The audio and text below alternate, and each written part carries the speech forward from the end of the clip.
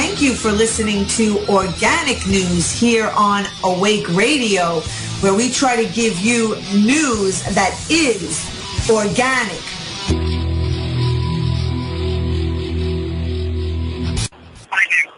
Good evening. Welcome again to this Tuesday edition of Organic News here on Awake Radio. I am Catherine Waters, also known as Cat Waters on Facebook, April Waters, my middle name on my YouTube channel. And we have with us Lucy Parks, who's been part of the Cecily McMillan support team of Occupy Wall Street, I believe, is the umbrella that all of this kind of falls under. And Cecily McMillan is scheduled to be released from Rikers Island tomorrow. And she served 3 months with time served. So altogether, it came to, Lucy, can you, how long did she serve altogether? Was it the 3 months? I think as of tomorrow, including time served, it'll come out to actually 60 days. Because she was sentenced to 90 days split sentence, which I think basically means that she only ends up doing 2/3 of it. Okay. I mean, any time that you serve in Rikers Island, I'm sure is, 1 day too much. But, and the jury, like, they didn't want her to get any jail time at all. Like, they were writing to the judge. 9 out of the 12 jurors wrote to the judge asking. Yeah, the jury was absolutely appalled when they found out that the charge carried any jail time. Yeah. Yeah, but so Cecily essentially is like the one and only protester that actually has done jail time, and there have been many, people who have been arrested, not just only at Occupy, but any protest, and no one has ever, all the charges were always dropped. Isn't that right? Yeah, I think so. I want to say that there was maybe one other occupier who did, I think Mark Adams did 45 days. I'm not sure of the circumstances of his arrest, but it was Occupy related, and he ended up doing some jail time. That's right. But he's the only one other than Cecily who served more than a few days, I think. Right. And so, of course, this is like a complete travesty of justice. Do you want to talk about the trial a little bit and how, it was so obvious during the, like I said, I only went like a few times and I could see the bias, in favor of the prosecution, and that she absolutely was not getting a fair trial at all. Yeah, one of the biggest things about the trial was the actions of the judge. Because we sort of went in thinking, okay, it's a jury trial. The Constitution says jury of your peers, so that's what's going to control the outcome. So all we have to do is convince some ordinary people that she's innocent. And we thought that would be easy. But what we ended up realizing is how much the judge can actually control the jury in a way that the jury ends up not even really having much agency in the situation. The jury ends up being a pawn of the judge because the judge controls the evidence that's allowed in the courtroom, and the judge controls the objections the prosecution or the defense can make, and the judge controls the questions that can be asked and the motions that can be made. So he really has such an iron fist on the courtroom that he basically decides the verdict himself. And we ended up with a judge who is incredibly biased against Cecily, against Occupy. Honestly, judging by his personality, I would say maybe against everything. And he's literally been called many times a prosecutor in robes. And that's exactly what he is, because he was slanted so far towards the prosecution that we had absolutely no chance at an innocent verdict from the day he was assigned to us. Can you just briefly talk about how did you get involved in being the support team for Cecily? So we actually started as a collective affinity group type structure back in September. And we weren't really thinking about the trial or anything like that then. It was a group of 10 to 15 people, which we met weekly. We did trainings, we hosted social events, and hosted open trainings.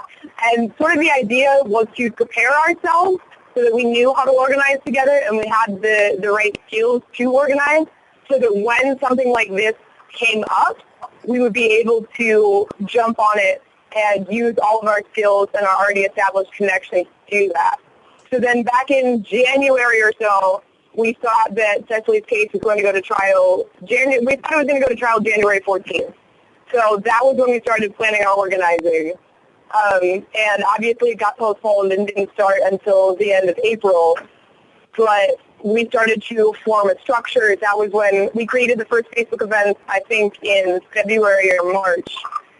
So we really all got involved because we'd already been in this collective, except for one or two people who just came to help out. And we were also all good friends with Cecily, so we were really kind of obligated to. Okay, so so then you did know her and you were friends with her before she was arrested and all this. I actually did not know her before she was arrested, because she was arrested back in March 2012. So I met her, I think, January of 2013. And there were a few people, but not many, who worked on the 2014 there was only one who knew her before the arrest.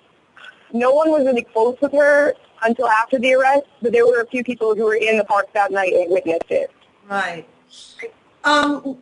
Let's talk about that video, that horrible video, the quality of that video that they played over and over and over again. That video will haunt my dreams for many months to come, probably. Basically, the video is what the conviction was based on. Yeah. But it's a shitty cell phone video, so basically all you can deduce factually from the video is that Cecily and the officer made physical contact with each other. Yeah. You can't get much of a solid idea of exactly what happened, because anytime you watch the video, your reading of it basically comes from whatever side of the case you view it from. So my reading, I always see the officer's arm, I always see him lift Cecily up in the air. People who are biased against Cecily, I think, see the exact opposite. So the fact that it was allowed to be used as such important evidence is really pretty silly, because the judge wouldn't allow us to discount it because of the poor quality. And we even had people ready to get up, and we even had a video specialist get up and talk about how it was such poor quality that he basically couldn't see anything in it. You can't even really see the cop. Like, all you see is just darkness. Yeah, exactly. Like, you can't make out his face, any of that stuff. Right. And so there, Martin, her attorney, Martin Stellar, they're going to be appealing having a felony on her record. Yeah. That appeal will go to court sometime in the next 6 to 9 months. He'll be appealing the felony mark on her record. Also, through an appeal, her probation will get taken away. And honestly, the main point with the appeals case is to make sure that nothing in this case can be used to set a precedent for future cases, because there was so much outrage about this case, which we worked very hard to get the word out about it. But there's potential for future cases with similar rulings where there's less outrage because there's a precedent, and for it to become sort of normalized. So we really want to take it down on appeal to make sure that that doesn't happen. And I'm just kind of skipping around a little bit. They definitely kept a lot of pertinent evidence out of the trial. Like the judge left a lot of evidence about the officer and his previous infractions, and also the violations that were going on in the park that evening that were happening to other people, not just Cecily. Yeah, one of the worst things that the judge did was not allow us to open the record of Officer Bavell, who assaulted Cecily, because in reality, he had been disciplined by the NYPD for 2 former incidents of violence. One of them, he hit a boy who was riding down the street on a dirt bike. He purposely hit the boy with his car door. And I think there was some more funny business in that arrest. And then another time, he had a man handcuffed on the floor of a 7-Eleven, and Officer Bavell actually broke his foot, kicking the guy in the face. God. But the only thing we were allowed to bring up about his conduct was a ticket-fixing scandal that he'd been involved in up in the Bronx. So we could not bring up his past violent behavior. And then I think the incident that you referenced was one that he hadn't been disciplined for by the NYPD yet, but there was a civil suit filed on it. And it was the exact same night. There was a civil suit filed because he'd arrested someone and was bringing him onto the bus, and Officer Bavell slammed this guy's head into every single seat on the bus purposefully. Right. And so is this Officer Bavell going to be, or is being, or has been sued by that person whose head he was hitting on each step of the bus? Yeah, there's a civil suit. Well, the civil suit actually doesn't go against Officer Bavell. There's not really a way to discipline an individual police officer for acts of violence. All you can do is file a civil suit against the NYPD overall, and they'll pay you a bunch of money if you win it. Yeah, see, that's it. You know, like, it's so I don't want to say funny, but just like the Central Park 5, I mean, you know, you get money, and it's almost as if, but nobody goes to jail. Like, and so it's almost like the victim is being made an accomplice in the corrupt system, and they're like getting paid. Just, you know, everybody just gets paid off, like, but nobody goes to jail. And you don't, like, the money isn't an appropriate redress of the harm done. The money is just sort of, I mean, it's really what the government likes to do all the time, is just throw money at a problem and imagine that you can fix it. Right. But the government isn't really taking a closer look at preventing the incidents that cause the civil suits that cause them to end up paying people so much money. Exactly. Well, that's what I'm saying. You know, like, that's what's wrong with the system, and then they keep taking what's wrong with the system and doing it more and more and more, just making everything, like, worse. I mean, it's not about money, and money definitely, you know, is not going to fix problems. I mean, people need to be held accountable. I mean, somebody needs to go to jail. Yeah. But I mean, I don't know if I would send anyone to jail, to be honest, but I think there needs to be some sort of productive redress where we look at the actual harms that are being done and find out how to make them not happen anymore. Exactly. Right. Some kind of change. I mean, some kind of doing things differently. Or acknowledging the problem would be a start, even. Yeah. I heartily agree.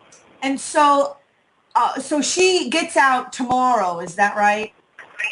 Yep. And so you've been keeping in touch with her while she's in jail, and what does she say to you? What has she been saying? To be honest, most of what she and I end up talking about in our phone calls, and we have phone calls anywhere from once a day to 5 or 6 times a day, it was organizing and a little bit about her well-being. She's doing pretty well, although things in Rikers, the conditions in Rikers have actually gotten especially bad in the past few weeks. So a lot of what she's talked to me about in the past few days have been incidences of mistreatment or violence against inmates. She hasn't had that many issues ever since she had a mishap with her ADHD meds.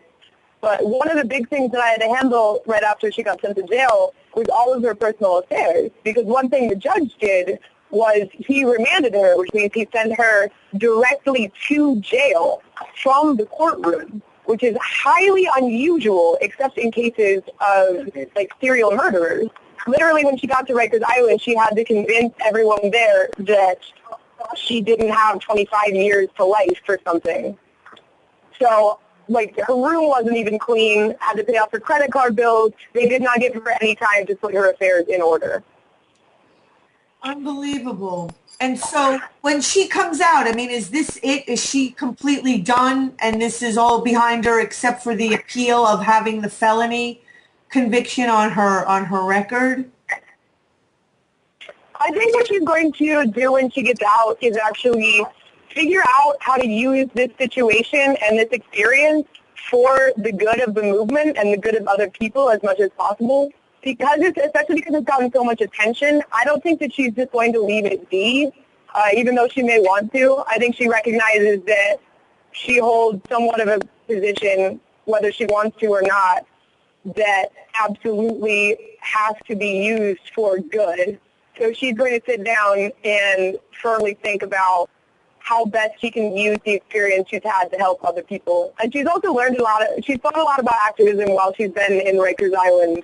And I think will come out an even more committed activist than before, and I think even a more knowledgeable activist than before. Because in reality, like, the actual 99%, a lot of them are in jail, and a lot of them we don't have a lot of contact with. So she has been hanging out with the most oppressed people for 2 months now, and she's listening to them a lot about how to build solidarity with them and help fight our collective oppression. And so, yeah, she's going to do something with this experience. And so, while she's been in Rikers Island for these 2 months, she's actually met a lot of people that are really in there for extremely, like, minor things, and yet they're getting, like, probably, like, longer time than she has. Yeah, I mean, she posted through me a Facebook update this morning that was about someone she knows in there who is a Chinese woman who doesn't speak any English really, right, who was given a sentence of 8 months for being on the Brooklyn Bridge and taking photos because she didn't know that it was illegal. They were able to pressure her because she didn't speak English, and then they were able to somehow connect it to terrorism and get a long sentence on it. See, like, that's... I mean, everybody takes pictures on the Brooklyn Bridge. I take pictures on the Brooklyn Bridge. Yes, it's 100% terrorism. I mean, like, are they, just recently, someone told me that on Coney Island Beach, that people are not allowed to fly kites anymore because, whatever, the powers that be, like, might think that they're like a drone or something. I was just like, I mean, you got to be freaking kidding me. I mean, are people going to just sit back and allow this? So they put this Asian woman in jail for taking pictures on the Brooklyn Bridge. It's not illegal to take pictures on the Brooklyn Bridge. I have tons of pictures from the Brooklyn Bridge. Yeah.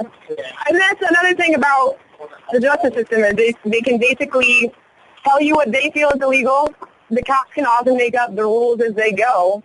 And it's sort of the same way in Rikers Island even, is the COs make up the rules as they go because they don't treat the inmates there like people, because the way that they treat the inmates is as if they have lost all of their rights and all of their humanity because they committed something that the government deemed as a crime. Well, that's, again, I mean, how is that going to help people? Like, the whole point should be to be, turning things around. So it's so obvious that we live in a society where, they're not the least interested in rehabilitating anybody or turning anybody around. I mean, why? Because by treating people poorly, while they're in jail is kind of guaranteed that when they get out, they're going to end up being a criminal again and ending up back in there. Or maybe that's what they want. Like, it's like almost like what they want, I would say. Yeah, I've become pretty firmly convinced that the way our criminal justice system works, the intention is not at all to decrease crime. Exactly. Because nothing that it does decreases crime. honestly. All it does is increase crime because you put people through traumatic experiences while they're in jail and dehumanizing experiences while they're in jail. And then when they get out of jail and have that mark on their record, it is so difficult to get jobs that how can you expect people not to end up committing some sort of crime? And also the way that the police work with criminalization, honestly, most people commit something that is a crime probably on a weekly basis. But what I really like to look at is who gets arrested for it. And it's primarily people who are poor and people of color because that is the way the system chooses it. And so it's really, the system is interested in criminalizing people and dehumanizing people, not in fixing any sort of problems in our society. Right. And that, I mean, of course, kind of follows suit with our wonderful, capitalist, corrupt capitalist system where even the prisons are for profit. I mean, I don't know really Rikers Island and if it's a privately owned prison or not. I don't think it is. I mean, I think it is like a city prison, but everything is about money today and jobs, like over, while we're just destroying everything. And it makes no sense to me how anybody can possibly go along with this system. I don't get it. Yeah, I'm quite amazed myself often. And even if you look at jail from a labor perspective, even not privately owned jails, Rikers Island isn't privately owned. Right. But when you dehumanize someone that much, and when you make it so hard for people to get jobs when they get out, it makes it easier for companies to pay less because there's such desperation that people end up taking jobs that don't pay them nearly what they're worth just because that's the only job that's available. Exactly. It's like, right, how are you supposed to turn your life around? And the thing that's really outrageous is the fact that the real criminals are, walking around free and robbing, people, robbing, the bankers. At 7:00, we're going to have William K. Black on, who wrote the book called The Best Way to Rob a Bank is to Own One. And this guy, he's a lawyer. He was one of the only people that was able to actually arrest some bankers during the S&L crisis. And, he's going to talk openly about how absolute blatant criminal the banking system is and even, the justice system is. Yeah. Well, and one scary thing I've learned is I was talking to a friend of mine who is now a reporter and exposes the crimes of bankers, but who used to be actually a Wall Street banker. And his take on it is actually that the bankers don't feel like they're doing something wrong. They have it so deeply justified that they think that what they're doing is the right thing. So it's not even that they're criminals who are evil people who are doing this knowingly. It's that they actually believe that what they're doing is acceptable and the best thing to do. Well, yeah, that's why I'm always, I'm always labeling our problems more of a health issue than a political issue because, right, like these people have serious mental health issues without a doubt. And, we don't really live in a healthy society, a society that really makes health on any kind of level the priority. And as long as, money, which is not even real, and that's like a completely other, topic that we could spend hours discussing. But yeah, I hear you. They definitely are disconnected from reality, without a doubt. Yeah, and what I'd like to figure out is how to go really deeply and get rid of the assumptions that create bankers feeling like they're doing the right thing, and even most like ordinary people who believe that. Sorry, I don't know.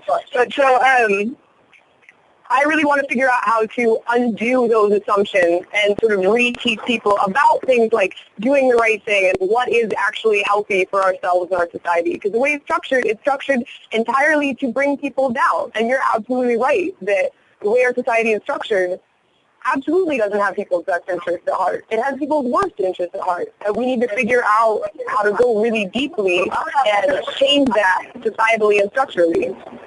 Yeah, I mean, it's a real challenge without question to lift up and elevate all of the oppressed people and the people that are just being born and they don't know their rights. They don't even feel like they have any value in society. I mean, I don't even know if it's realistic to be able to, I don't think we're going to be able to elevate everyone. Sometimes, I mean, I get worried that I'm not even able to be lifted up in any, it's extremely difficult, but I mean, we definitely need, I don't know, I wish we could make like a citizen's arrest, if we could just empower people to just, I don't know, it would be great. If we could make a citizen's arrest, maybe when William Black comes on, I'm going to ask him that. Yeah. That was one of that would be very interesting. Yeah, it was one of the questions I was, thinking, because I really, I've been listening to him, there's so many YouTube videos with him. If you ever want to check him out, he's really, really good. He just kind of tells it like it is, which, is so refreshing, of course, but, why there is not more of just an uproar from the public is just this constant question that's in my mind all the time. And that's really frightening. It's incredibly frightening that more people don't really understand what's going on and then more people aren't up in arms about it, because we need that, and we need that soon. Because if that doesn't happen soon, then more and more people like Cecily will end up in jail until eventually there's no one left to protest and no one left to fight. Because exactly, as long as the people don't rise up, we are going, they're going to just keep doing it. I mean, you teach people how to treat you, Yeah. So yeah, okay. We have a lot to work on. So just tell any websites where people can get more information, or if they want to support, perhaps? Yeah, so our website is www.justiceforcecily.com, and that has all the information you could possibly want about the trial on it, as well as information about how to support us, as well as information about how to support people fighting similar struggles and other people at Rikers Island. So I would really recommend taking a look at it, because it's got a lot about sort of where we feel like we should go and how we want to use the little bit of power that we have. Exactly. Thank you so much, Lucy Parks, Cecily McMillan. Yeah, thank you. Yeah. Say hi to Cecily when you see her tomorrow. Will do. Okay. Take care. All right, thank you. So that's Lucy Parks, part of Cecily McMillan's support team. Cecily's going to be released from Rikers Island tomorrow after spending 2 out of the 3 months for elbowing an undercover cop who was grabbing her from behind, who was sexually assaulting her based on a really low quality video. So please stay tuned. We're going to have Chuck Collins next. He's an heir to the Oscar Mayer dynasty.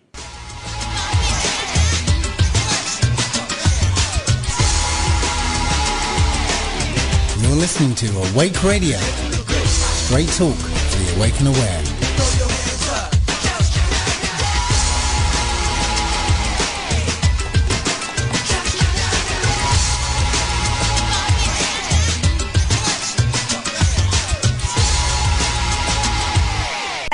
are back from our break, and we have Chuck Collins with us from Common Dreams, Building Progressive Community.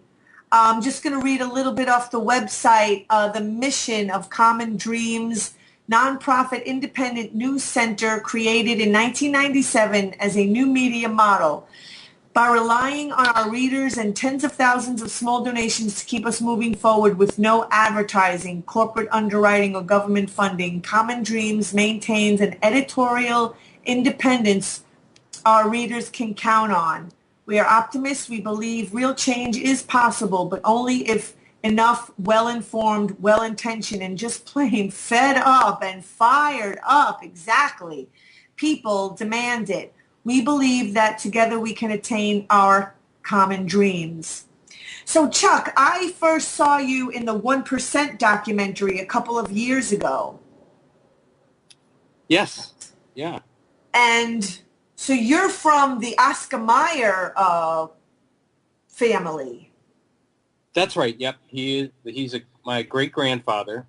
I'm also related to Michael Collins, who's a liberator of Ireland. So you have Oscar Mayer meets Michael Collins. Wow. I'm going to have to... Oh, I hear my voice echoing in your speaker. Oh, okay. That might help a little bit. Okay, so why were you in this 1% documentary? What was your purpose? That was a documentary made by a guy named Jamie Johnson, who was looking at the wealth gap, the disparities of wealth and power, and that's what I work on. And I write articles for Common Dreams, but I'm at the Institute for Policy Studies, where I coordinate our program on inequality and the common good. And I also am very active in organizing other people in the 1% through a network called Wealth for the Common Good. Wow. And our work is focused on this growing gap between the rich and everyone else. And the good news is there are a lot of people who are in the 1% who are not like the Koch brothers and just kind of organizing to change the rules to make themselves wealthier. There are a lot of people who understand that these inequalities of wealth are bad for everybody, even people in the top. It's not a sustainable situation. Why do you think, I mean, I don't know if you can answer this question, but right, like the Koch brothers or all these people on Wall Street, they want to just deregulate everything and just have it all for them. Like, what is it like about them that makes them want it all? Well, I think at the very, there's a lot of theories there, but I guess what I see is that there's a lot of fear. People have a tremendous amount of fear that they're not going to be secure, even among the very rich. You would think that's absurd, but there are people out there who just kind of have a sociopathic fear that they can never have enough. And then I think at the other hand, there's a lot of ego there. There's a lot of I want to live forever kind of impulse too. And so there's a little bit of that in all of us, wherever we are. But it just happens that there's a segment of the 1% that I call the rule riggers, the game fixers. They use their wealth and power to get more wealth and power. Where most people in the top 1% are kind of just along for the ride. They're kind of like, hey, this is great. We're rich and we don't have to work and we're, accumulating wealth and our children are going to be fine and so will our grandchildren. But a lot of people, they understand we have to live in a society and that if you just become too polarized and too unequal, that's going to backfire. Exactly. So there's a lot of people who get that. Right. You can't just live in it's all about me at everyone else's expense. I mean, because it's the people aren't bad. The Koch brothers or all these other people want to, separate themselves from so much and put themselves up into the stratosphere. Exactly. I mean, I think it's a severe addiction problem. The thing is, because money isn't real, it's not real. I mean, it doesn't come from nature. And so it can't I don't believe it can really get people high, so like, Yeah. maybe, I mean, it's like any other addiction. I mean, beer, alcohol, drugs, you build a certain tolerance level to it, and then you need that much more of it to get the same high that you used to with only one drink. But the fact that money isn't even real, I would think that it would make, right, your high would last even a shorter period of time, and that's why they need to just keep screwing somebody over to get that fix. Yeah, yeah, no, I think you're absolutely right. And it's a false high. It doesn't really give people what they fundamentally want, whether that's recognition or connection with others. It's a short-term fix, and I see that all the time. People come to, I'm actually working on a book now. I wrote a book a couple years ago called 99 to 1, How Wealth Inequality is Wrecking the World and What We Can Do About It.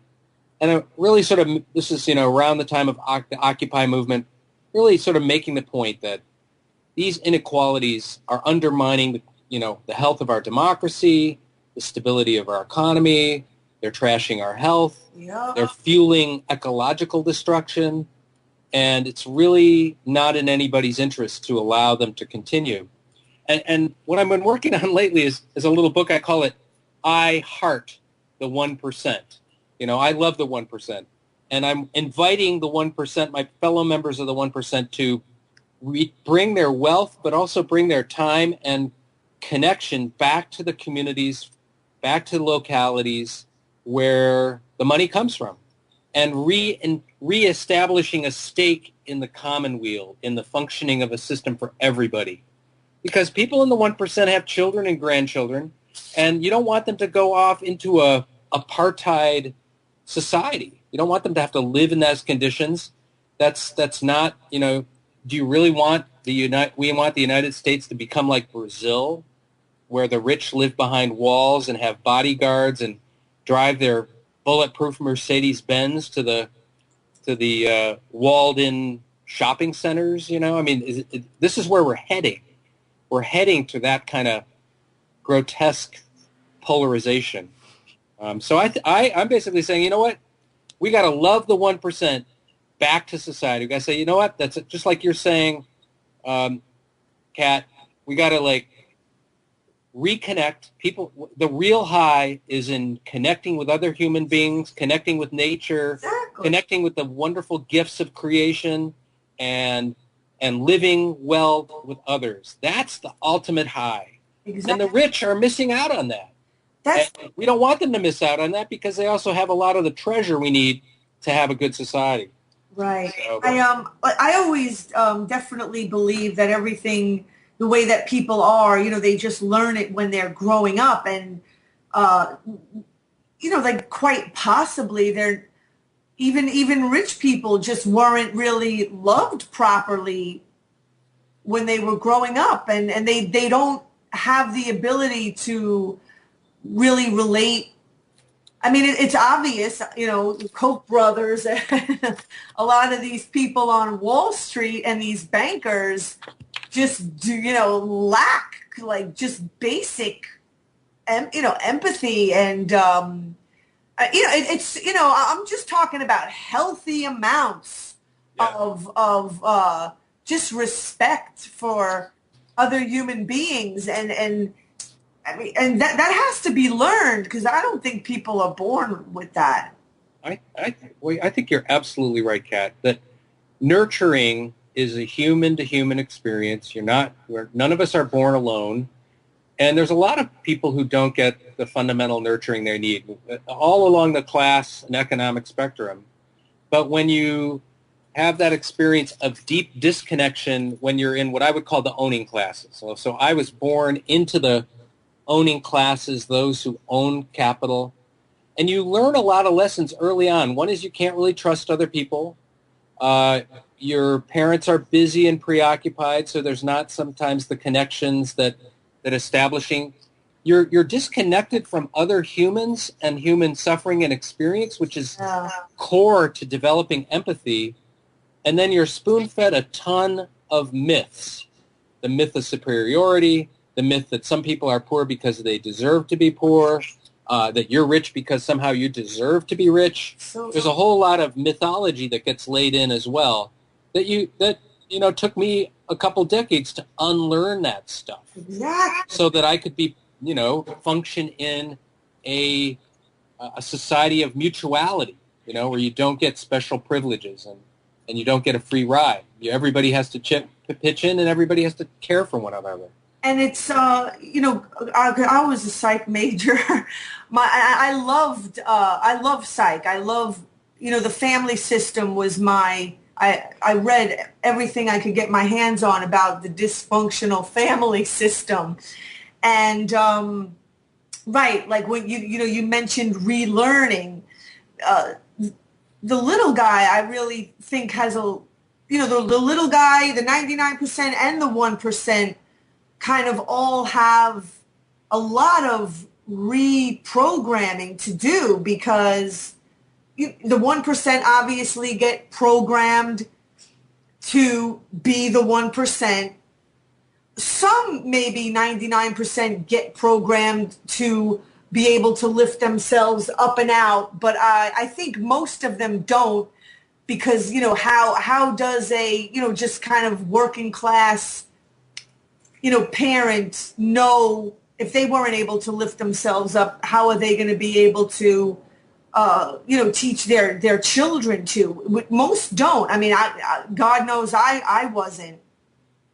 And so, there's so much, right, like relearning, rethinking of yourself. Like we're always talking about, like many of the guests that I have on, the end sort of summation of it all ends up being about the people needing to be more empowered and standing up and not allowing any of this stuff to go on any longer. Because now, I mean, just the criminality and the blatant sociopathology of the people with all of this power, I mean, it's undeniable. It's undeniable, unmistakable, and yet, like, where is the outrage from the public?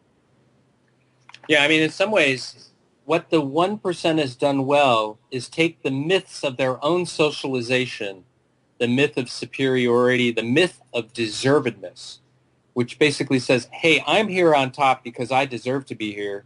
And if you're not on top, then you must have done something wrong, or you must not be as smart or creative as me. And the 1% take those myths and they broadcast them. They use their power over communications and media to perpetuate those myths, so that it's not just a few people who believe them, but they become kind of the dominant myths in the culture.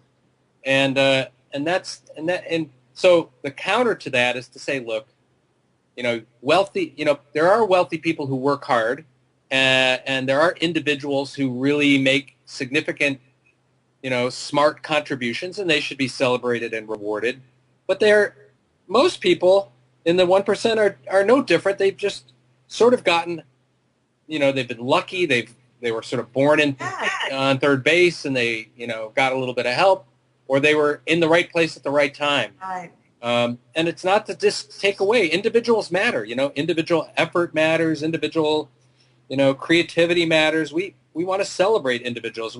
But we do a lot as a society that makes it very possible for people to accumulate wealth. And so the society also has a claim on that wealth that's created. And Kat, a big thing that I work on is what I call the billionaire loopholes. About 10 years ago, I was very involved working with Bill Gates' dad, Bill Gates Sr. He and I wrote a book called Wealth and Our Commonwealth, Why America Should Tax Inherited Wealth. And we're basically making the argument that there should be an estate tax, an inheritance tax, which is there. We have an inheritance tax. President George W. Bush was working really hard to get rid of it. So we saved the estate tax. We've kept it, but now the billionaires are using their wealth and power to get huge loopholes and avoid this inheritance tax, or what we call an estate tax. And so in the last couple months, I'm gearing up to work on a whole campaign again around protecting the estate tax and closing these billionaire loopholes. And that's, so we're right in the middle of this debate, this conversation you and I are having. Do the rich deserve their wealth? Are they rigging the game? Did society help them create their wealth? That's really the heart of the whole debate. So then, how do rich people look down on other people or whatever and say that, the rich are where they are because they're smarter or something, and there's a reason why poor people are poor because they're just not smart, when they themselves know that they're the ones, right, creating all these loopholes and all these deregulations that give them complete immunity to just do whatever they want, and which creates poor people. Yep, I agree. So how do they blame poor people for being poor? I mean, well, those myths are very, very powerful. So the myth of deservedness basically says, if you're not rich or if you're poor, it's because you've failed in some way. You haven't applied yourself. You haven't worked hard. But that's there's even people who are poor internalize that and believe it and blame themselves. That's part of the way these myths work. If it was just the rich sitting around believing them, right, then it wouldn't hold. It wouldn't stand up. But the fact is that we're encouraging other people to internalize those attitudes and myths about themselves. Oh, shoot, I didn't, that other guy over there, he worked harder, smarter, and more creative than me. And that may be true, but that doesn't mean that somebody should have 1,000 times more wealth in their life, But that's obviously not true either, because it is the people in all these companies that are working for these companies that are making the company all the money, and they work the hardest and get the least pay. Yeah, I mean, that's part of the myth, is like, I did it alone. The mythology of wealth is, I did it alone. And you don't see all around you the invisible workers that made that wealth possible. And you don't, who have not been adequately compensated.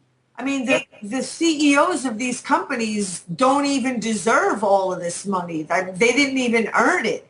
So basically, what's happening is the wealth is being extracted from the workers. Like, they're doing the work. They deserve the money, and yet they get the least of it. I mean, that makes no sense. Yeah. I think the important concept for most people to understand is the rules are rigged. Right. So it's not about differences in individual effort, or whatever differences there are minute compared to the rules that have been rigged to benefit people at the top. And, in the United States, we have a very high tolerance for inequality. Historically, people say, the CEOs or the very rich, I don't begrudge them their wealth. It doesn't matter. As long as the rules are fair and everybody has a chance to become wealthy. As long as people believe that the rules are fair and anybody can be rich, then we don't resent the wealthy. But here's the reality. More and more people are waking up, like the name of your radio show, waking up to the fact that actually the rules have been rigged and the opportunity for everybody doesn't exist. One of the things that's happened in the last decade with these extreme inequalities is that social mobility is declining in the United States. If you want the American dream, if you want to have the idea that you can, through your own labor and earnings, save money, own a home, pass something on to your kids, retire before you die, and maybe even take a vacation.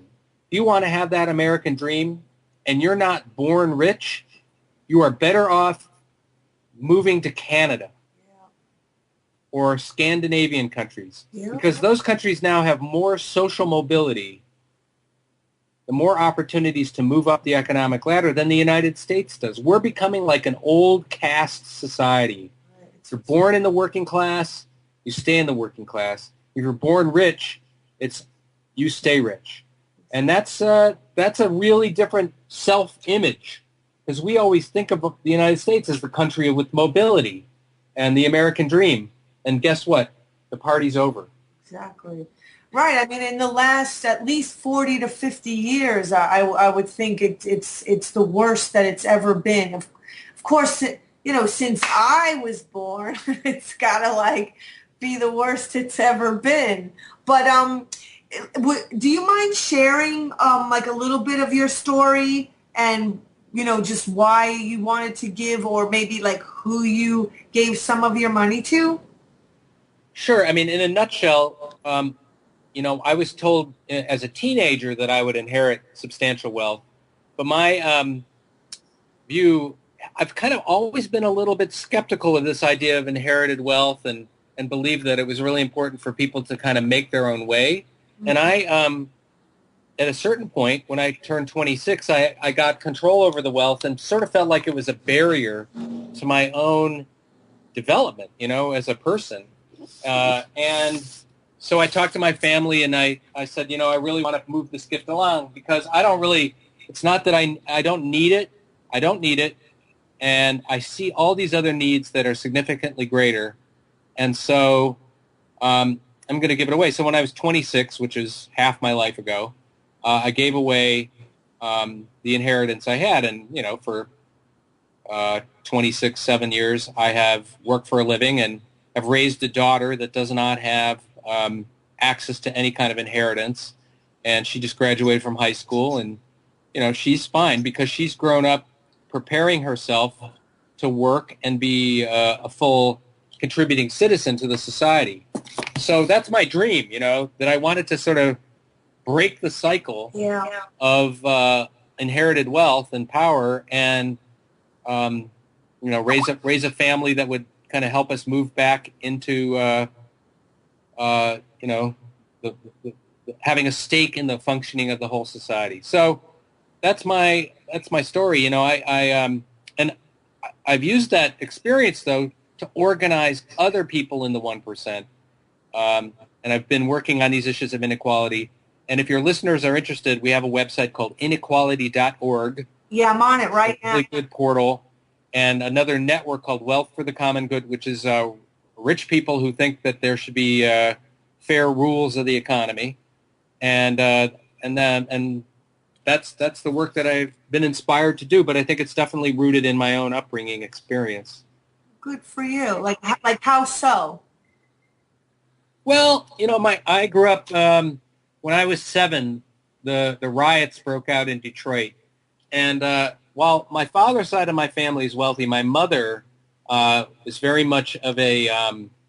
She grew up more working class and was very kind of focused on fairness. Oh, good for And so when I was sort of saying, so what's going on? Why are these riots happening? She said, well, at the core, it's probably because people don't feel like things are fair. And I just remember that little kernel planted in my head. And, I've had lots of privileges. It's not like I gave away the money and I didn't give away privilege. I have, access to I've traveled in my life and I don't have any college debt, which is a huge privilege these days. Oh, yeah. And, I have good health that comes from growing up with access to health care. And so there's certain privileges you just can't give away. And my view is you got to use those privileges to eliminate a system of special privileges. Exactly. I just wanted to quickly add that my biggest thing that I try to be an advocate for in this world is how disconnected from the natural world that we really are, and how disconnected from the way that nature functions in a healthy way that our society, functions at. And when I was growing up, it was like, hard, like be hard on your kids, or like, even like abuse, like builds character, like having things too hard. And then, then you got people that have things like too easy. And, I do like a lot of meditation and yoga practice, which is all about doing things with nature, which is somewhere in the middle, like the balance of the hard and the soft, which, it really kind of is the way that it is. And so we have like these people that have so much money it was so easy that they got it, completely skipping over nature's process by maybe having it like too easy, while then, there are people that had it like way too hard, almost to the point where it was like it's completely like made them like stagnant.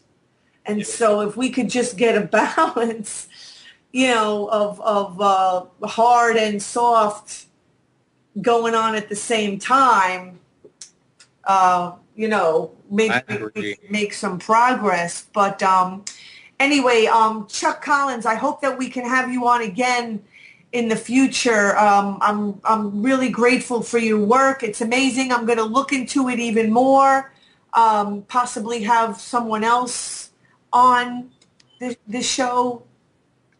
Great. And thank you so much for being with us. Thanks for having me on, Kat, and take care. Keep up the conversation. Amen. Thank you.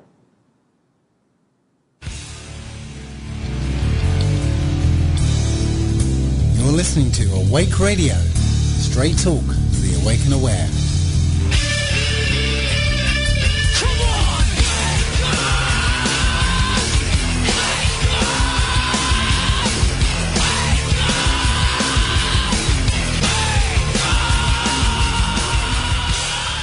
Welcome back to Tuesday Organic News here on Awake Radio. I am Catherine Waters, and we have Mr. William K. Black with us, who I've been trying to get to be on this show for a while, and I finally found him, and he agreed to be on. So welcome, Mr. William K. Black, to Awake Radio. Thank you. I was going over your book, The Best Way to Rob a Bank is to Own One. And you talk about what is a control fraud. And, it reminds me a bit about, I don't know if you're familiar with the documentary, The Century of the Self, where they talk about Edward Bernays and how just advertising was all about controlling the masses to get them to buy things that they didn't need. And so many companies would hire Edward Bernays, who was the nephew of Sigmund Freud, to help them make commercials to, manipulate the wants and desires of the masses, to make them buy things that they don't need. So that's what I was thinking of when I was reading about this control fraud and hearing you describe just the lack of trust. And right, you get people to trust you, and then you betray the trust. Can you talk about that? Sure. So in terms of trust, this is something that people from a bunch of different research areas without any common plan have come together on and realized how vital trust is to personal relationships, family relationships, effective politics, effective government, effective business. And if you think about what fraud is, if I'm perpetrating the fraud on you, I first have to get you to trust me. And then I have to betray that trust in order to steal something of value from you for my own benefit. And as a result, you can't have fraud without an attack on trust. And what I study is what happens when the people that control the seemingly legitimate corporations are themselves criminal. And so you have this facade of legitimacy, but inside you just basically have a criminal operation. And why this kind of fraud by our most elite institutions is the most destructive to trust. And so to use, another metaphor, we've all been at picnics and talks and such where everybody gets a bottle of water from the sponsors.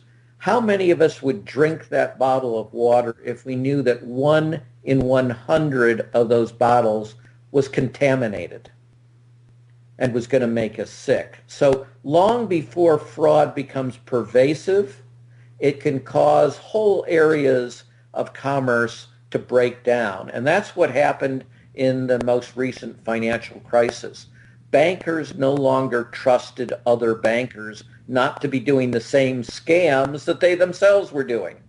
And when the bankers no longer trusted other bankers, well, then actually the estimate is over 1,000 financial markets stopped operating. So it sounds like everybody on the baseball team. So if one guy is doing steroids, they all got to do the steroids. Well, that's a related concept that we call a Gresham's dynamic, and that's when bad ethics drives good ethics out of an activity. And you're given a good example. If I have to compete with baseball players who are juicing, as they called it, then I can't do that unless I take steroids as well. Yeah. And so fraud tends to, in our jargon, be criminogenic. It's a fancy word for means it produces more crime. Or to do it in sort of biblical terms, fraud begets fraud. Exactly, just like debt begets debt.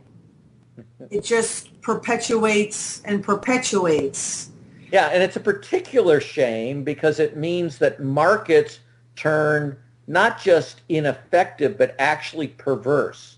So I'll give you an example. Usually I talk about finance because that's what I do the most, but as a white-collar criminologist, I want to emphasize that this process also maims and kills people. So to just take the most glaring example, in China, it's cheaper to make infant formula if you don't put any milk product in it. It's just water. China has seen this scam for many years, so they introduced a test to look for protein. Milk has protein. But the people running the fraud figured out that they could spoof the test by adding melamine, which has protein as well, but is much, much cheaper than milk. So now you had a product that had zero nutritional value for the portion of our population that most needs nutrition, right, infants, and had a contaminant, melamine, that caused kidney stones in kids as young as 2 and 3 months, 2 months old. Yeah. Every honest manufacturer of infant formula was driven out of business.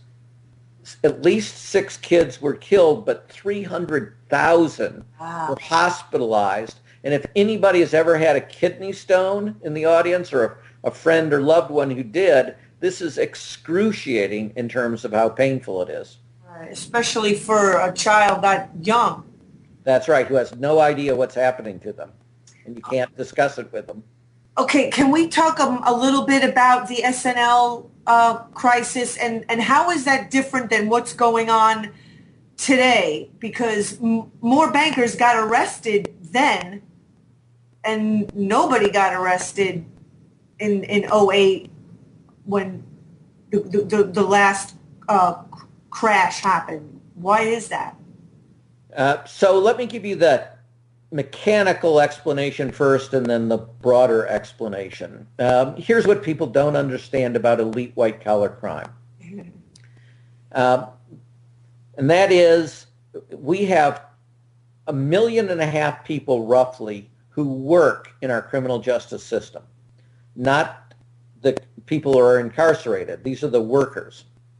Of that 1.5 million, roughly 2,000 investigate elite white-collar crimes. That's the FBI's white-collar unit. We have slightly over 1,000 industries in the United States, which is to say we have 2 FBI agents, not per corporation, per industry. So 2 things should be immediately obvious from that. 1, these FBI agents don't walk a beat, or they never find anything. They only come when there's a criminal referral. And second, the FBI agents obviously can't have expertise in all these individual industries, 1,000 industries and such. So they need to get that expertise from the regulators. Well, do you think a bank makes a criminal referral against its own CEO? Duh, no, obviously. So these referrals can come episodically from whistleblowers, and a few do. But if you want to have hundreds or thousands of these criminal referrals against a real epidemic of fraud, it's only going to happen if the banking regulatory agency makes making criminal referrals and supporting the prosecutions a top priority, which is what we did in the savings and loan crisis. So the savings and loan crisis, I used to say it was about 1/70th the size, but the new numbers on GDP losses say that it's less than 1/100th the size than the current crisis. And there was no Great Recession. There were no 10 million people losing their jobs. So the S&L debacle was widely described at the time as the worst financial scandal in U.S. history. Now, obviously, it seems quaint. But what we're seeing, of course, is what happens if the regulators don't act for a decade, which is what happened in this crisis. So in the savings and loan debacle, vastly smaller, the agency regulating savings and loans made over 30,000 criminal referrals. And that just begins the process of providing the expertise. We also were the leading proponents of prosecutions. By the way, it's the opposite is true today. The federal banking regulatory agencies are the leading opponents of bringing criminal actions against the major banks. And if you can imagine, we had 2,000 professional employees, each of whom had much more expertise in the industry than an FBI agent could, and we added that expertise to the FBI and such. And the result, as you say, was not simply prosecutions, it was successful prosecutions. Over 1,000 felony convictions just in cases designated as major cases by the Department of Justice. And indeed, we hyper-prioritized the cases, creating a list of the 100 worst fraud schemes, roughly 300 savings and loans, roughly 600 individuals. Virtually all of them were prosecuted with a 90% conviction rate. And as you say, today, well, the first answer is they being the Clinton and then eventually the Bush administration, eliminated the entire function of making criminal referrals by the regulatory agencies. And so criminal referrals simply ceased against the banks and against their senior officers. What happened instead? Well, they only assigned 120 FBI agents as recently as fiscal year 2007 to deal with all cases of mortgage fraud nationwide. To give you the contrast, again, the savings and loan debacle, less than 1/100th the damage of this crisis. We had at peak over 1,000 FBI agents working just our cases. In other words, half of the FBI's white-collar specialists were brought to a single industry. But it's worse because, as I say, ours were hyper-prioritized against the worst folks. The FBI simply brought wherever the FBI agents happened to be located. And if they're not getting criminal referrals against the bankers, well, who do they get them against? They get criminal referrals from the banks against Fred and Mary. Oh, boy. So as recently as 2010, the FBI was proud that almost one half of their cases for mortgage fraud were for $1 million. Well, that's 2 California houses. Meanwhile, we have the largest frauds in financial history, the most damaging frauds in financial history from the C-suite, as we call it, the CEO, the chief operating officer, and the chief financial officer, leading these frauds that caused these crises, and nobody was even looking at what they were doing. The FBI, to their credit, this is under Bush, went to then Attorney General Mukasey and said, this is nuts. We need to prioritize these cases. The only way to do that is to create a national task force. And Attorney General Mukasey refused to do that, saying, and I quote, that these cases were simply the equivalent of, quote, white-collar street crime, unquote. And of course it was true, but they were the equivalent of the white-collar street crime because Mukasey assigned them to only look at the trivial cases by Fred and Mary and to never look at the banks. And he just forgot that little aspect of his involvement in it. And things have not changed much. There is a task force now, but they are still no criminal referrals or virtually no criminal referrals from the banking regulatory agencies. And you can see even in the most recent case that was just announced yesterday, which is a criminal case in which nobody gets prosecuted, no individuals get prosecuted, in which none of the officers have to give back their bonuses that they got through the fraud and through helping literally genocidal regimes get money for arms. Is there any way that the FBI can sort of object and say, we want to do what we did before? Well, that's what they were doing, right? They went to their boss and said, the current system is nuts. Here's why it's nuts. Here's why we need a national task force and we need to prioritize cases. Right. Casey refused. And at that point, no, there's nothing the FBI can do. And so, it becomes, completely clear then that Clinton and Bush are involved and getting a cut or... No, they don't. Well, yes, that the broader point. So I said I'd give you the technical one, and I stress how critical this is. Without the criminal referrals, nothing happens. You don't even get the investigations. And our mantra in elite white-collar crime is, if you don't look, you don't find. And these people believed that fraud couldn't exist. So the FBI, again, to their credit, in September 2004, issued a public warning that mortgage fraud was becoming epidemic, that was the word they used, and predicted that it would cause a financial crisis. And crisis was the word they used, unless it was stopped by the regulators and prosecutors. And of course, nothing close to it was done. So the FBI gets no expertise from the banking regulators.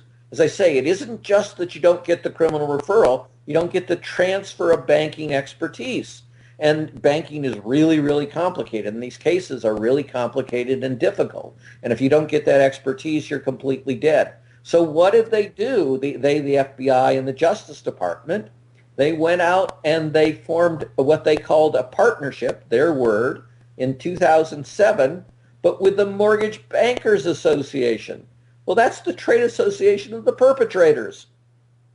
And I know it will shock you, but the MBA created a fake definition of mortgage fraud, right, under which the bank is always the victim and never the perpetrator, and the senior officers are never the perpetrator. And the Justice Department and the FBI repeat this fake definition endlessly with no critical thought. And we've been trying to embarrass them out of it for years now, but nothing happens. So it would be like me, a professor of economics and law, going to one of my colleagues who teaches zoology and saying, please come out tonight and help me. I want to organize a unicorn hunt. Exactly. Well, they know unicorns don't exist, and the FBI and the Justice Department know that the fraud, mortgage fraud, can't be caused by bankers. Can you just say what the MBA is? The Mortgage Bankers Association. So this is the trade association of the home mortgage lenders. And so you use the word sociopath to describe what's going on, which it clearly is at this point a health issue, a serious mental health issue. And so, it's obvious to say then that they know what they're doing. They're doing it deliberately. It's kind of all an act. All of, like all these meetings and Eric Holder saying right, the bankers are too big to jail at this point, which really is ridiculous because that's not true. Right. Maybe he, you know, he doesn't have the courage to do it, or he's in on it, or, you know, but absolutely they're not too big to jail. And I mean, and maybe you can't even do it all at once, but you have to take at least the first step in that direction. Right. And so your broader question about why is it not happening, of course, is that both political parties are competing for the political contributions of finance, which is the biggest single source of political contributions, often in the same year to both of our major parties. And none of us like to think badly of those people that help us most, right? That is a normal human thing, as you say. But you're quite right. We find in white-collar criminology what we find in blue-collar criminology, that a disproportionate percentage of the perpetrators, and in particular the worst perpetrators, are in fact sociopaths. Exactly. And they score also extremely high in narcissism. Yeah. And they score very, very low in empathy. Exactly. So, you know, I mean, maybe one of the things on top of the priority list should be to give people, you know, psych evaluations before they're allowed to have these high positions of power. Well, I'll tell you that it's so bad that economics is, to use, again, psychology terms, it's the land of the enablers. Yeah. And so there is actually a business school research literature that is an ode to narcissism in CEOs. And by the way, the studies also show that students who choose to major in economics go into such programs being very low compared to the general population in altruism. Right. And they come out of the programs after 4 years as being even lower in altruism. I mean, there are a lot of people, I mean, young people that, you know, all they really think about is, you know, I want to make a lot of money. You know, how they make the money is kind of, they just skip right over that part. There's no correlation between making money and, you know, doing any kind of good for society in order to make that money. It's, you know, again, one of your videos, your talks that I was listening to earlier today, I believe I heard the topic of a sure thing. Which, I mean, what's the definition of a sure thing is a prostitute is a sure thing. So, you know, right, we want to just kind of skip over the whole, you know, small talk, whining and dining, you know, having to, right, earn the trust of someone and actually having a real relationship with that person. You know, so like the whole marriage and kids thing just gets eliminated and we're just going to have prostitutes. Actually, that's very common at a number of these frauds. So Enron is famous for its prostitutes. Vernon Savings in the savings and loan debacle, which when we took it over finally after political opposition, had 96% of its loans in default. We, the regulators, called it vermin savings, and they were providing prostitutes to the state commissioner for savings and loans of Texas. And Drexel Burnham Lambert, Michael Milken, while he didn't attend this bungalow for his top hitters, you know, the top customers, they had a special bungalow filled with prostitutes or as otherwise, as you say, sure things. But in criminology and economics, by the sure thing, we mean that if you engage in accounting fraud, there's no risk about whether you're going to succeed or not in terms of your fictional reported earnings. You are mathematically guaranteed, if you use accounting fraud, to report record earnings. And with modern executive and professional compensation, that means you're guaranteed, as the leaders of these areas, to be made wealthy immediately. So finance, we usually talk about risk, and you know, if you listen to President Obama and such, and Eric Holder, they're always in terms of, well, banks need to take risks, yada, yada, yada. This has nothing to do with risk. This was taking frauds that were sure things, an absolute mathematical guarantee of making these guys immensely profitable. And you are correct, this is another area of enablement in which the economists praise the worst frauds because they report the highest earnings just before it all collapses. Yeah, too bad it's not legitimate earnings, though. Yes, that's right. It's fictional reported income in the short term that produces massive losses in reality. And we bear the massive losses, and under Eric Holder, the Attorney General of the United States, and Lanny Breuer, who was the head of the criminal division, the infamous guy who said it always kept him up at night for fear that some bank might fail because of its criminality. Exactly. Yeah, I wrote that down. Lenny Brewer, he'll lose his sleep. Exactly, which is complete BS. You know, there's like an epidemic in this society of not calling, you know, stuff what it is. And, that's correct. You know, and it's, you know, I was a psych major, and, you know, it's kind of unusual that I would be doing what I'm doing, because I was never, ever a political person. I was never, ever an economic person, because I felt at an early age that all that stuff was kind of separated from reality, that it was kind of going in the opposite direction that I wanted to go in.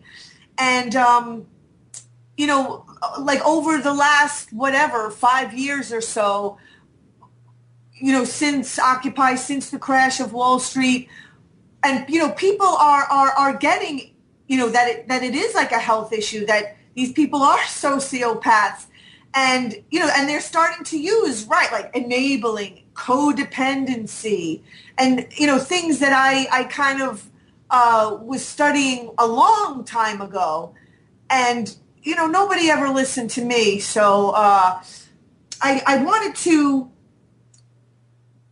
talk about the guy Matthew Lee, the accountant for, was it J.P. Morgan, who was a whistleblower on the accounting that was going on, and he got fired, I believe. So the overall story of this crisis is, here's the formula, the recipe as we call it, the fraud recipe that creates the sure thing. And that explains the critical role of this kind of whistleblower. The recipe has 4 ingredients. 1, grow like crazy, really rapidly. You know, try to grow 50% a year. 2nd, by making really crappy loans. Those are the ones that are going to produce the losses, but at a high interest rate, because that's what you book to create the fictional income. 3, while employing extraordinary leverage. That just means a whole lot of debt compared to your equity. And 4, while setting aside no loss reserves virtually for the inevitable massive losses from deliberately making all these bad loans. If you do those 4 things, there are 3 sure things that result. The first sure thing is that your bank will promptly report that it's one of the most profitable banks in the world. The second sure thing is that modern executive compensation will promptly make you wealthy as the senior officers that control the bank. And the third sure thing is that this strategy will produce massive losses that you won't bear, the public will bear these. So to be able to make huge numbers of bad loans, banks have to gut what we call the internal controls and the underwriting function. This is the whole idea of checking, are the numbers real, and checking, are we making the loan prudently. So anybody who is old enough to remember the old days of lending knows how difficult it was to get a home loan and how the bank verified critical information. It demanded letters from your employer saying, yes, this guy is employed. Yes, he's been employed for 3 years. This is what his salary is. You needed verification of your bank accounts, et cetera, et cetera, et cetera. All of which they basically got rid of. So banks can't make huge numbers of bad loans, and they can't get away with not establishing reserves for losses unless they can get their underwriters and their accountants to go along with it. And since there are literally well over 100,000 of these people, many of them said no. And they therefore had to be squashed. So these are the people that got in trouble. You got in trouble in these banks for trying to make a good loan, Right. for refusing to make bad loans. And this is where the Frontline special, the one in which Lanny Brewer made that outrageous statement in the interview about how what scares him to death is not the banks getting away with fraud or the CEOs getting wealthy from fraud, but the fear that some bank might fail if it was ever prosecuted because it was fraudulent. Right. Right? So the key thing that the Frontline, and again, your listeners can see this online for free, this Frontline special. What's the name of it? Because I know I watched a 3-part Frontline. I forget it. Let me. I gotta look it up because. No, this is a single Okay. one. But what they say right at the beginning is, hey, as soon as the word got out in finance that we were doing an investigation and a documentary, we got dozens of whistleblowers coming forward. And you know what they told us overwhelmingly? They had never been contacted by the FBI and the Justice Department. And to give you an example of this, the FBI and the Justice Department has brought one contested to a jury civil action against a major banker. And that was a Bank of America executive. And by the way, that person was hired by Fannie Mae or Freddie Mac while they were being sued by Fannie or Freddie for fraud. Unbelievable. It's just crazy. But this one person was, as I say, sued.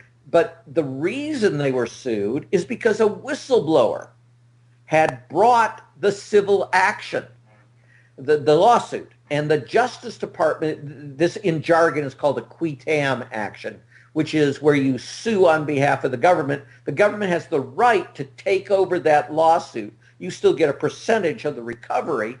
But that's what the Justice Department did. It took over this qui tam action against this one executive. And it had a big press conference about doing it. And guess who was not at the press conference? The whistleblower. And guess who was never mentioned in the press conference by the Justice Department? The whistleblower. And guess whether the Justice Department used the press conference to call for other whistleblowers to come forward with information? Of course not. Clearly, right. It's rotten. The system is rotted, like, pretty thoroughly. There's no question about it. And, how do we fix it? You elect better people, and you get a huge battle up in terms of demand that these folks be prosecuted. Back in the savings and loan debacle, if you'd gone back to about 1987, you would have, and even 1988, you would have found very few people being prosecuted. There were already, though, thousands of criminal referrals. As I said, eventually we make 30,000 criminal referrals just in the core years of the savings and loan debacle. Well, we used those criminal referrals to go to the press and say, why isn't there action? And eventually we would give them updates. We're now up to 7,000 criminal referrals. We're up to 9,000 criminal referrals. And that put immense pressure on the Justice Department and the FBI to staff those cases and to run them. And it also put pressure on Congress. So one of the worst members of Congress, a real friend of the frauds who, were causing the savings and loan crisis, we knew we had won politically when he started wearing a button that was literally 6 inches in diameter that read, "Jail the S&L crooks." Now, it was pure hypocrisy and pure politics, but he obviously recognized that he had to get with the program. So all you really need is one honest, vigorous regulatory leader to come forward. And somebody, has got to be friends of these folks, family of them, take them aside, have the chat, tell them that, they really should embrace integrity. Do you think a person like that exists that has the discipline and the strength of character to resist the temptation and because I'm sure it's pretty hard to. Well, we have a recent example of it. In fact, as recent as yesterday. It's not at the federal government regulators, though. It's the New York regulator, Mr. Lawsky. And he is the one who insisted that BNP Paribas, which is the largest bank in France, had to actually fire 11 employees and executives. And the chief operating officer will be let go as a result of this. And he's the one that insisted that there had to be at least a year-long removal of the French bank's ability to do certain banking operations in the United States. And Mr. Lawsky has persisted in this. He found, so Paribas, very briefly, is a case where the bank, as a massive, deliberate project that came from the very top of the organization, and they then covered it up, and they continued the fraud and the cover-up while they knew they were being actively investigated by New York and such. They were aiding literally genocidal regimes to get money, to get weapons, to kill their civilian population, obviously minorities within the population that they hated. Right? So just a truly disgusting practice. But this is also very similar to what Standard Chartered was found to be doing by investigations, again, by Mr. Lawsky, not by the federal regulators. And this happened about a year ago. In that case, the federal regulators ganged up on Lawsky, attacked his investigation and the findings, and formed, in essence, a partnership with the banks, in a particular huge bank, Standard Chartered, to try to prevent Lawsky from taking any effective action.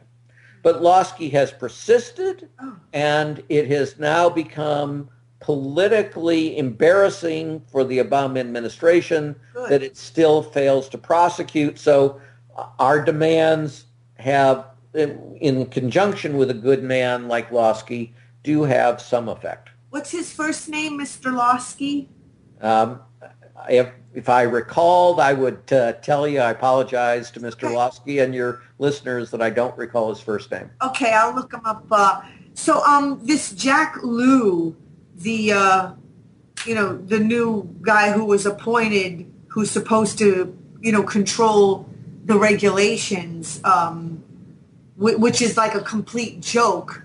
And this guy, the video that he was just talking about, like, he's not even qualified. When he was asked the direct question, he was saying that he's not qualified, but yet he was put in this position, to do just that, to regulate, these banks more?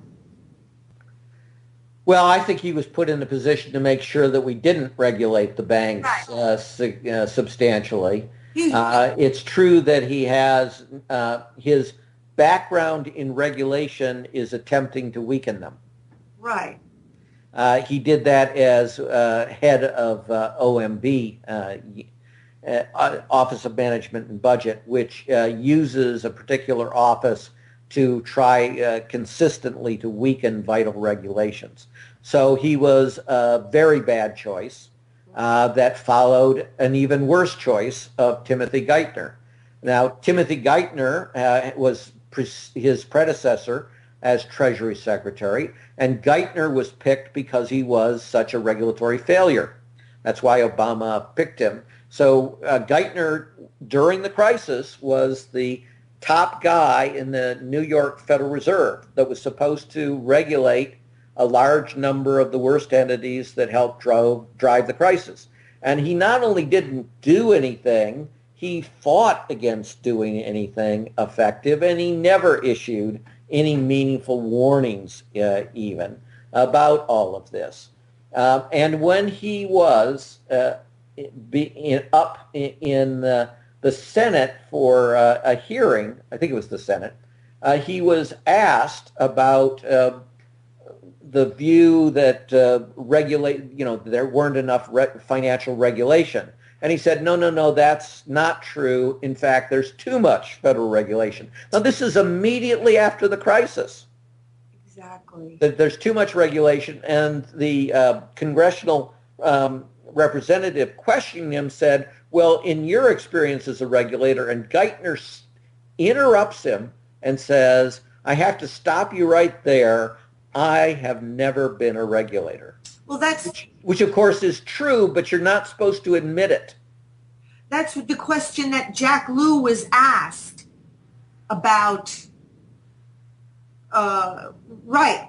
Oh, that the deregulation did not cause the crisis. And that's interesting because, of course, we had a Financial Crisis Inquiry Commission to look into the causes. And what is their first big finding? That deregulation was critical to causing this crisis. Just as desupervision, gutting the SEC's personnel, was critical to the Enron era scandals, and just as the National Commission that investigated the causes of the savings and loan debacle said that deregulation was critical, and just as the Nobel Prize winner in economics, George Akerlof, and Paul Romer, who's not exactly chopped liver, said in 1993 that financial deregulation of the savings and loan was bound to produce looting.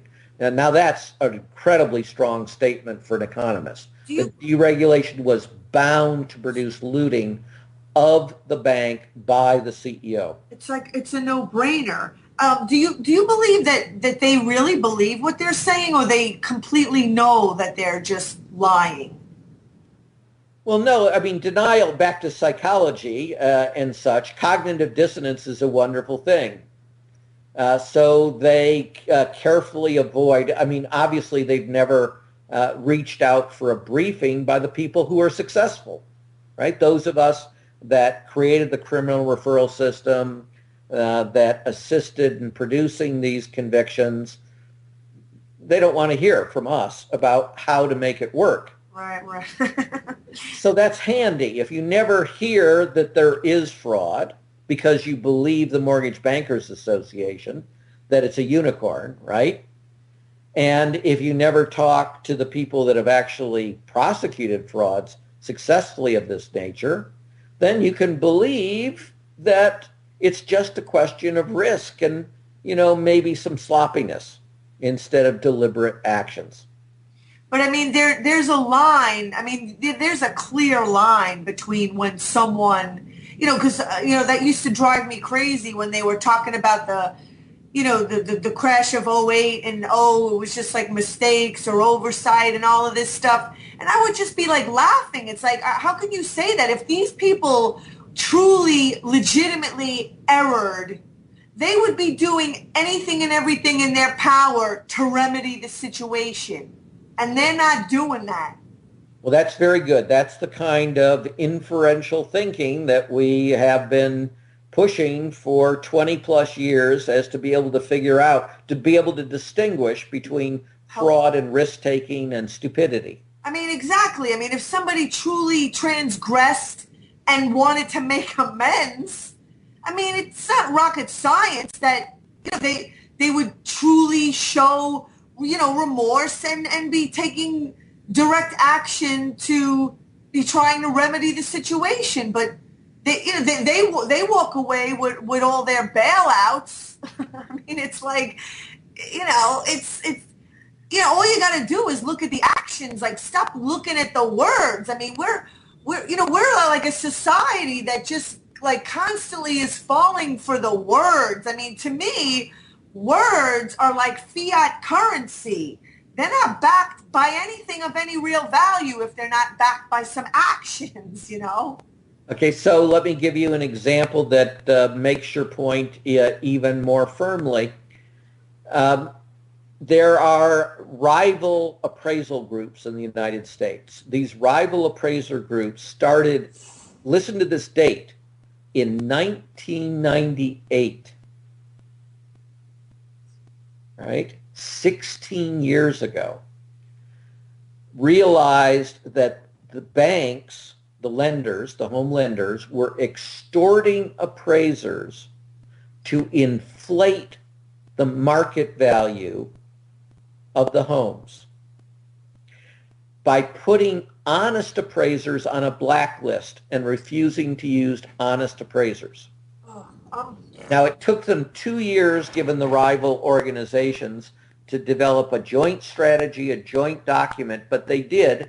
And in 2000, they created an online petition, which was eventually signed by 11,000 appraisers, saying exactly this, and they sent it to all the banking regulatory agencies and Treasury. Now, ask yourself, would an honest lender ever inflate an appraisal? The appraisal, the mark is, of course, to make sure that the collateral, the house that you are pledging as security for the loan, the home mortgage, will be adequate to protect the lender from loss. So the last thing in the world an honest lender would do would be to inflate an appraisal.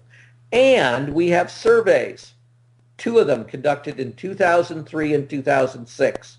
In 2003, 55% of appraisers reported that they were personally extorted to inflate an appraisal in the last calendar year.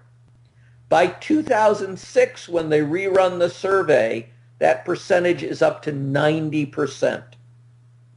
Wow. So from the year 2000 in writing, repeated and repeated and repeated by the appraisers, every senior banking regulatory head should have known that there was an epidemic of fraud. And as you say, who cares what the CEO is saying? We believe what you're doing. Right. All right. So there was absolutely no excuse for allowing this crisis to happen. Exactly. I mean, you know, it's just, to me, it's all just like so ridiculous, so obvious. You know, and maybe it's because I was just reading a lot of stuff. Like, I mean, psych was my passion for so many years, and I got really good at it, and also fitness. I mean, like everything that you're describing, I sum it up as a complete lack of fitness, of just sharpness, and for the people, you know, I really believe that all these bankers and all these people that are doing this stuff and making up their own reality, they're taking the share of, the average 99 percenter who isn't using it for themselves. You know what I mean? It's like, so if the people aren't going to stand up and rise up, then these bankers are just going to take their share and just use it against them. Which unfortunately, you're much too optimistic. It's actually far worse than what you say. Really? They don't. I think I'm pretty dark. I know, but you're not dark enough. They don't simply redistribute the pie to themselves. They cause the recurrent, intensifying financial crises. Let me give you some numbers. 10 million Americans lost their jobs. And the estimated loss by economists currently, or what this crisis is going to cost in terms of production, is $21 trillion. A trillion is 1,000 billion. Right. And it's much greater in Europe than in the United States. So they make the pie much smaller. They don't, and then they grab a massively disproportionate portion of that smaller pie. So their claim that, yeah, we get a lot, but we make the pie bigger, that's the huge lie. So we are now back up after the crisis to where we were right in the acute phase of the crisis in 2007, 2008, where financial industry makes roughly 40% of all corporate profits in America. And that means they're not just the enemy of ordinary people, they're the enemy of small business people. I wanted to, just a couple of things before you have to, leave us. Okay, the first thing is, because when I first learned of you in Michael Moore's documentary, Sicko, and I loved what you said because I said it myself. It's actually Capitalism, a Love Story. Oh, sorry. Yeah, okay. I knew it was one of Michael Moore's. Sorry, I'm like saying the wrong movie. But right, Capitalism, a Love Story. And you said every day when people go to work, they're actually making the world worse. In finance, yes. Okay. Only in finance or? Well, no, a good portion of the SEC senior leadership makes the world worse. Right. And, okay, so that was one thing I just completely loved when you said that. Trying to think.